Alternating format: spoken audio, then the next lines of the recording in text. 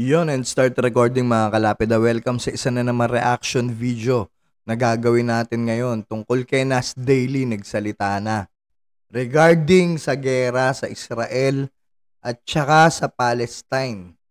Kasi kung maintindihan nyo or makikilala nyo si Nas, isa siyang Israeli, siya na lang magkikwento, di ba? So, kunin natin yung side niya at saka yung side ng kaibigan niya. Okay, kasi partner sila.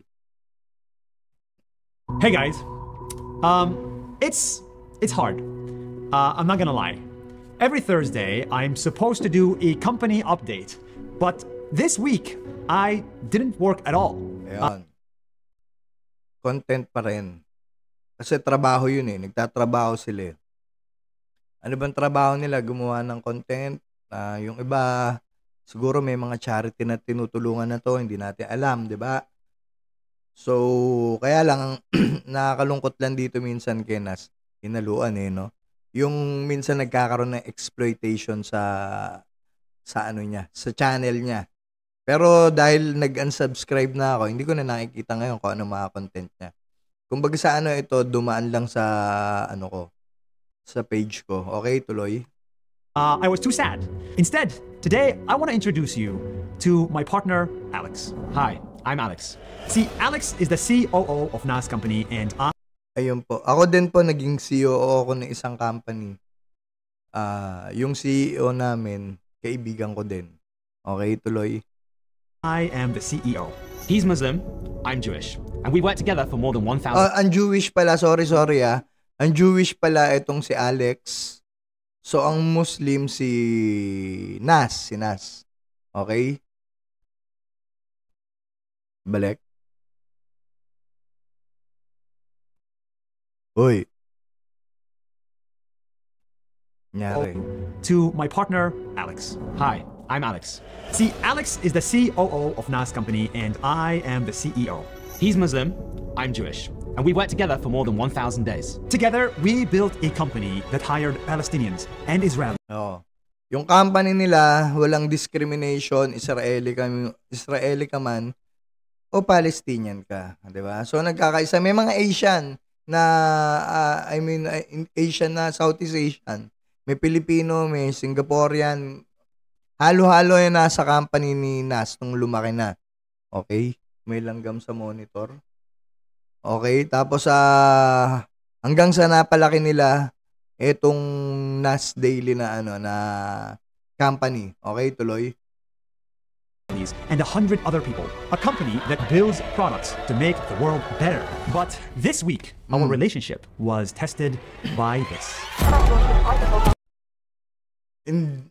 Hindi ko masasagot yan kung talaga magiging tested.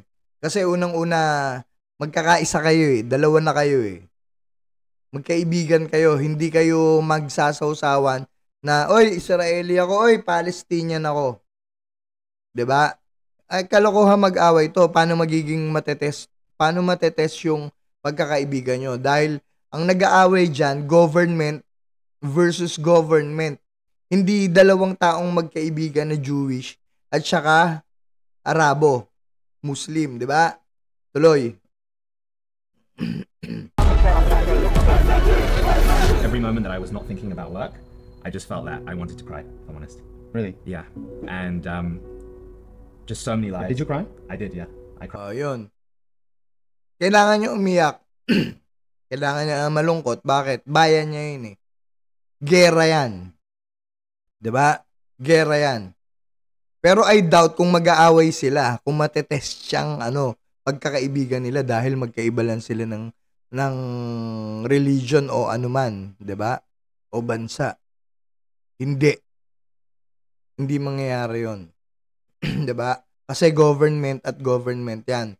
Ang pwedeng mangyari diyan magdadalamhati ka sa nangyayari sa bayan mo at yung isa ganun din magdadalamhati sa nangyayari sa bayan nila. Pero wala naman silang magagawa doon. Hindi nila kayang diktahan yung mga nasa itaas nila o yung namumuno sa mga kanya-kanyang bansa, 'di ba? So, content pa rin. Tuloy. Cried many times. Many times. Yeah. Just so many people's lives destroyed. So many kids that I just either killed or kidnapped. Oh. Para eto bang tingin ni Nes, gusto niya sapakin to? Saglit lang sa eto, bibigyan natin ng ng script ng dalawa. Bigyan natin ng script. Sasabihin ni Nes dito sa kabila. Kami unang sumalakay. Sabi naman na itong isa, kayo unang sumalakay, rumesback lang kami. Siyempre yung restback namin, dudurugin namin kayo. Siyempre napaisip to, saglit lang yung Hamas nasa Gaza, madadamay yung mga Kasi kung magbobomba kayo na magbobomba, papatayin namin yung mga hostage. 'Di ba ganun yung Kaya ang sakit, hindi man sila mag-aaway pero ang sakit sa ulo tsaka sa ang sakit sa ulo tsaka sa kalooban nila yung nangyayari. 'Di ba? Hindi nila gusto yung nangyayari pero wala rin silang magagawa. 'Di ba? Yun yung mas masakit doon, yung wala kang magagawa. Maimpluwensya ka ng tao pero wala ka pa ring magagawa. 'Di ba? Tuloy. And At saka ilang beses na niya kinontent yan ni Nas Daily yung Jews tsaka Arabs na nag-aaway. Wala pa rin siya nagawa. Social media yan, influencer yan. 12 million subscribers, mga kalapida. 12.7 million subscribers. Panis ka kay RTIA. 'Di ba? 12.7 million subscribers. Sa YouTube pa lang yan, ano pa sa Facebook. Mas sumikat to sa Facebook dahil dun sa 1 minute na video niya 'Di ba? Ngayon, ito yung point. May magagawa ba kayo? Wala. Magdadalamhati kayo, malulungkot kayo, pero hindi kayo mag-aaway dalawa. So, walang mapuput sa test na pagkakaibigan nyo. Lokohan yun. what's happened will destroy people's lives forever. The world has turned upside down. It turned into Jew versus Muslim, Muslim versus Jew, Muslims siding with Palestine. What's happened will destroy people's lives forever. The world has turned upside down. It turned into Jew versus Muslim. Jew versus Muslim. Muslim versus Jew. May paparinig ako sa inyo Kanta to 1990s pa ng Master Plan. 1990s pa. Jews versus Arabs, black against white. It ain't Jews versus Arabs. Black against white. Ang title nito, Fix the World Up. 'Di ba? Master Plan. Jews versus Arab, black against white. So dati pa talaga magulo na. 'Di ba? Kahit anong gawin ng tao dito na gumawa tayo ng kanta, gumawa tayo ng ganito, magkakalaban pa rin sila, no? At napakatagal na 'yan. Eto, dahil sa nangyayari, alam mo po, laging LSS ako dito sa sa kanta ng Master Plan na Jews versus Arab, black against white. Who's wrong, who's right? Gets nyo? Pakinggan nyo. Jews versus Arabs, black against white. It Diba? Hanggang ngayon nangyayari. From 1990s hanggang ngayon nangyayari. Discrimination, religion, nangyayari pa rin yan hanggang ngayon. Nakakalungkot. 'Di ba? Pinarinig ko lang sa inyo pero magaganda yung kanta po ng Master Plan. Gusto mo kilalanin natin sila? Si Butch Velez, nakalimutan ko isa. Si DJ Sunny, si MOD, tsaka si DJ Ouch. Sorry, nakalimutan ko. Si Tracer, tsaka si Type to The Tracer and the Type, down with the Master Plan. Okay, si DJ Ouch to, bata po. Ngayon, kalbo na to si DJ Ouch. Eto, si DJ Sunny. May DJ school yan, si DJ Sunny. Eto si MOD, ito lumabas Showtime to. Kung makikilala nyo. Kita nyo, batang-bata pa sila nun, no? Ganyan yung mga namin nung nagdi-DJ pa kami. Tapos yung out of topic no? Sige, balik tayo kay Nas Daily. Sorry. Tuloy. Muslim versus Jew, Muslims siding with Palestine and Jews siding with Israel. Ganun talaga kasi Jewish siding with Israel kasi Israeli sila eh. Yung mga Hudyo eh. Talaga magsaside yan dyan. Kaya lang ang masakit, mas maraming nakaside, sumide yung Amerika dito sa Israel, di ba? Para pulbusin yung Palestinian, samantalang yung Hamas yung kalaban na yung Hamas funded by Iran. Tapos yung Iran, nagbayad pala dun yung USA. Pinapaikot lang ba tayo ng Amerikano? Mag-isip-isip, mga Pilipino, mag-isip-isip. I-translate nyo sa English para makita ng mga buong mundo, 'di ba? Nakakalungkot. And that's all very hard to see. That's all very hard to see. And that's why we are here. To show you that Jews and Muslims are more similar than they are different. When we partner, Magkakamukha nga sila eh. Kaya nga eto mahirap Hindi natin alam kung sino yung Hamas. Hindi mo makikilala kung sino yung Jews. Hindi mo alam kung sino yung Arab. 'Di ba? Unless yung Jews, ito juice. Yung iniinom ko juice. Unless yung Jews, yung Jewish na yan, yung may ganun-ganun, yung rabbi na pala yung rabbi. Rabbi pala yung mga ganun. Tapos sa mga Muslim, mga imam. Tama? So, dun mo madidistinguish kung Jews or Arab. Pero pagkadating sa tanggalin mo yung mga nakasuot sa kanila, magkakamukha sila. We can achieve so much. We can build instead of destroy. We can create jobs instead of take lives. In reality, Jews Balik natin. Ang sarap pakinggan eh. are more similar than they are different. when we partner, When we partner, we can achieve so much. Achieve so much. We can build instead of destroy. We can Kanino mo sinasabi yan? Alex, Nas Daily, kanino nyo sinasabi yan? Sa amin, mga Pilipino? Sa mga Amerikano? Kanino nyo sinasabi yan? Sabihin nyo yan sa gobyerno nyo. Kung kaya nyo, kung pakikinggan kayo ng gobyerno nyo. Kasi yung gobyerno nyo ang may problema. Yung gobyerno nyo ang pinabayaan yung mga mamamayan nila. 'Di ba? Kaya nga napahamak yung mga sibilyan dahil yung gobyerno nyo ang pinaglalaban nila ay yung pride nila. Kung sinong kung sinong sasakop o mananakop dun sa lugar na gusto nilang sakupin. Ayun, nakalagay we can create jobs. Oo, totoo. Kayo. Pero yung gobyerno sa gobyerno nyo, paano? Sa ilang libong taon at ilang taon na hindi kayo nagkakasundo yung gobyerno nyo. Meron siguro sa inyo mangilan-ngilan nagkakasundo. Pero yung gobyerno nyo, paano mo sasabihin yan? Paano nyo ipaparating yan? create jobs instead of take lives. In reality, Jews and Muslims, our lives are like this. There are 2 million Muslims who live inside Israel. Even the Israeli army has... kita mo meron 2 million Muslims na nakatira dyan. Kasi may Christian din naman dyan eh. Halo-halo rin naman dyan ang nandyan sa Israel, di ba? Many Muslims in it.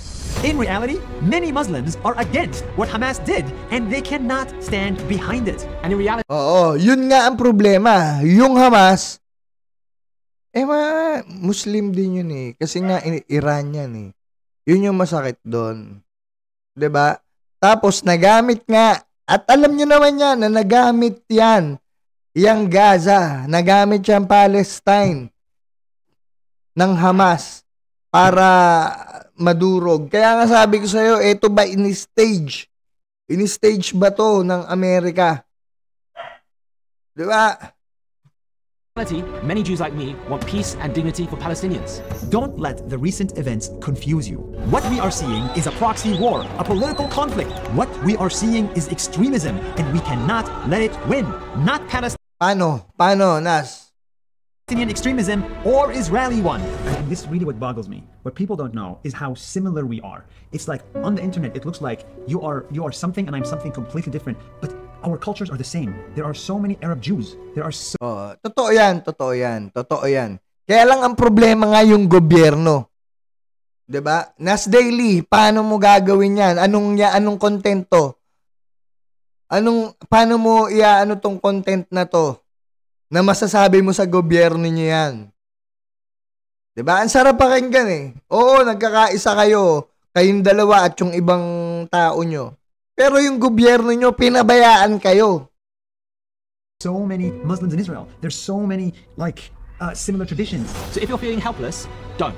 This is the time to continue the fight. Today, Kita mo? This is the time to continue to fight. Di sa inyo galing. Hindi ko alam kung ano ibig sabihin. Ano yung gera pa uli? Today we commit we commit to 1,000 more days of working together. And I hope you to commit content. Gagamitin naman nila ngayon yung gera. Grabe, no? Ina.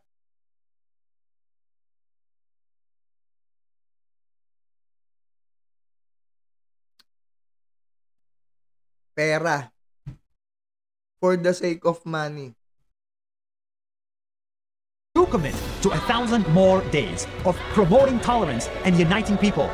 It's your job, his job, and my job. No! Your government's job. Kasi yung job nyo, wala namang magagawa. Papatayin nga lang kayo eh. Pupulbusin nga lang kayo kung nandun kayo sa lugar nyo. Kasi ito, alam ko, nasa Singapore sila o office sa Dubai eh. Diba? Pupulbusin lang naman kayo eh. Diba? Ano kinukuha nyo? Sentimento sa tao? Para saan? Sa content? Na yung content naman natin, wala namang magagawa talaga. Dahil in reality, ang mga gobyerno natin or yung mga gobyerno nyo, yun ang may mga problema. Yun ang nagpapatayan at nadadamay yung mga inosenteng tao. Hindi mo ba naintindihan yun, Nas? Mas matalino ka sa akin. Alam mo yan. Pero hindi. Anong nasa utak mo? Content? To commit to bring people together no matter how difficult it gets. Diba? No matter how difficult it gets. Kayo nang bahala humusga dito kung ang gusto pa rin ni Nas Daily talaga. Ngayon, i-exploit naman niya yung war dahil sa pagiging Palestina niya at saka pagiging Jewish ng kaibigan niya. Diba? Samantalang ang problema yung government nila. Content pa rin ba nasa isip nyo? Awareness ba ang kailangan? Wala nang awareness dahil wala nang magagawa. Ang kailangan nila, peace talk. Peace talk. May manghihimasok dyan. Kailangan ng peace talk para ma-ceasefire. Tapos yung Hamas, papanagutin. Diba? Kaya nga, okay yung nag-ground, yung ground raid na yung Israel eh. Kasi masasala na nila kung sino yung Hamas, sino yung Palestinian. 'Di ba? So ngayon mga kalapida, yun muna, comment kayo sa comment section, 'di ba? Tapos sabihin nyo kung ano masasabi nyo dito kay Nas Daily. Kumo-content na naman ng exploit o nasa puso ba nila to? Hindi ko alam. 'Di ba? Kayo, mag-react kayo dito. So subscribe kayo dito mga kalapida, at saka don't forget paki-like, tapos hit nyo yung notification bell. Click all. Okay? And stop recording.